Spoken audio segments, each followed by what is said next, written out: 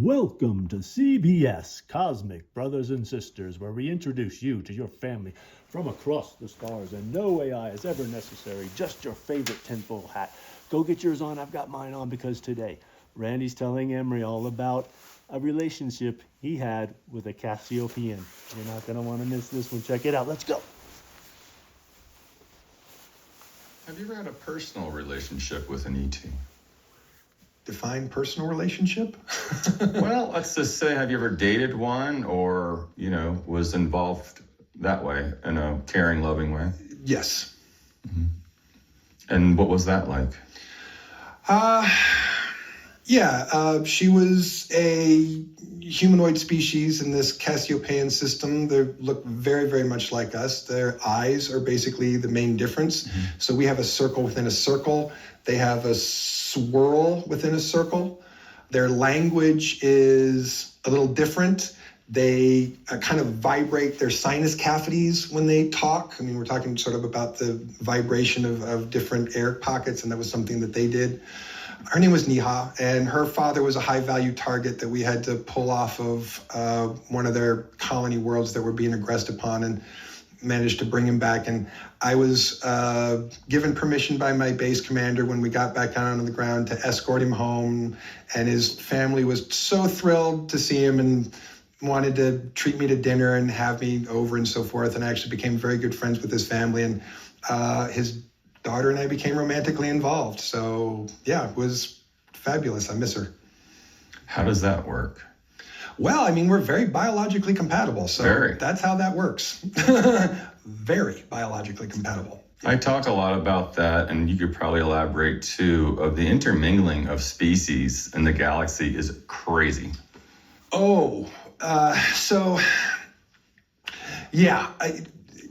It's one of those things that I hadn't thought about and hadn't really crossed my mind.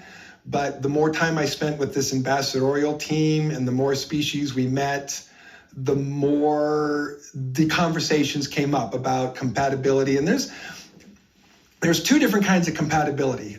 There is biological childbearing compatibility, the ability to interact sexually and have a child. There's also just the compatibility that your part connects to my part and it feels good part. And it turns out that relationship and that connection, a lot of species are able to connect their parts together, and I don't know how else to say that. That's the best way to put it. Did you and Niha or any other extraterrestrial ever have a child? Yes, we have a son. And does he look like the both of you? Unfortunately, I had to leave there while he was still an infant, so I honestly don't know what he looks like right now. I'm not sure how much he looks like me or how much he looks like her. So how would he fit into society there if he's half human? I think they have a pretty open-minded stance when it comes to social issues and interaction issues. So her family loved the crap out of me, and their extended family, was very fond and very friendly to me and treated me like one of their own, invited me into their family like one of their own. It was quite wonderful, to be honest with you. So it was not a forbidden relationship on their end or on our end. I wasn't the only Terran soldier on that planet who ended up with a girlfriend or a boyfriend and ended up, making a hybrid baby. So there were a few that we left behind. There were some inquiries. There was an inquiry before I left, and it wasn't like a "you did something wrong" inquiry. It was more like, we need more data and information kind of a thing. I would imagine he's going to grow up being accepted, not just accepted, but to be honest, I think he's going to be seen as having unique qualities and unique features because he's going to have, my DNA. And so, again, this is a culture that really likes to take the best of a person and find the best place for them to be in their society. So they're going to do the same thing for him, whatever his talents and desires about what he wants to do in his life. They'll do their best to find him a place that he's happy with, because that's what they do. Were you ever encouraged or discouraged by your commanders not to associate with?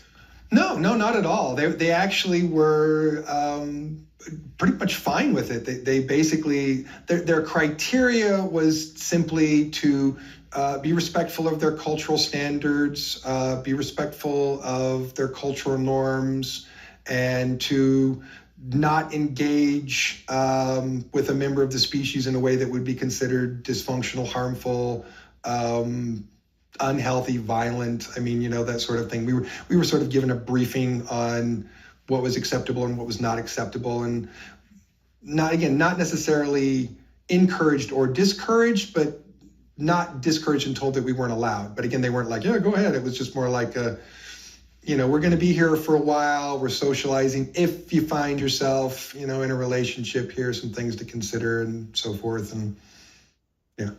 Is love the same way how we feel it emotionally?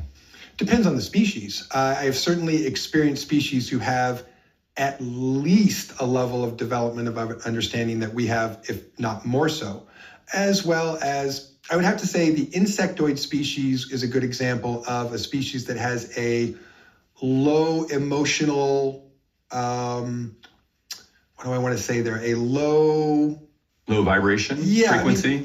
So they're just not very emotional. They have emotions, they're just not very emotional. So their concept of love is more intellectual than it is based on feeling, but nonetheless, I think they still have an understanding of a concept like that. But species who, again, can have a stronger emotional sense of themselves or their families or their cultures can have a very deep sense of familial love, partnership love of planet, love of species, love of civilization. Yeah, so in some cases, I would say as developed or more so than our own. Have you seen a species that was just oversensitive that you had to be debriefed on?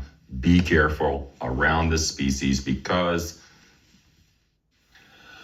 Yes, there was an interaction on the intergalactic space station where, because of this species sensitivity, we didn't meet in the main room. We had to meet in a room downstairs that was very isolated. We had a debriefing. Only members of the team who had been able to demonstrate a certain level of emotional discipline were allowed to go. And we were actually given some pharmaceutical drug that repressed, sort of anger and sort of intense emotion so that it muted what we were doing. And we were encouraged to feel blankly as possible, just because anything that we experienced as emotion could be really intense for them, which could cause them to get very emotionally intense, which could cause us to get very emotionally intense. So it was a very interesting process for sure. But yeah, it was a very interesting conversation. I mean, in fact, I would have to say that the conversation seemed to be directed more by how they felt about things than whether it was intellectually or mathematically satisfying. So in a very crude way, I would say that, some species have right and left brains, but some species also have more quadrants. We have many lobes. Yeah, yes. Many lobes, which makes it very interesting and very complicated, where you don't just have a left and a right, you have lots of different sides, as it were. So it was, fascinating experience. I'll bet. Can you imagine? How many babies do you have in space?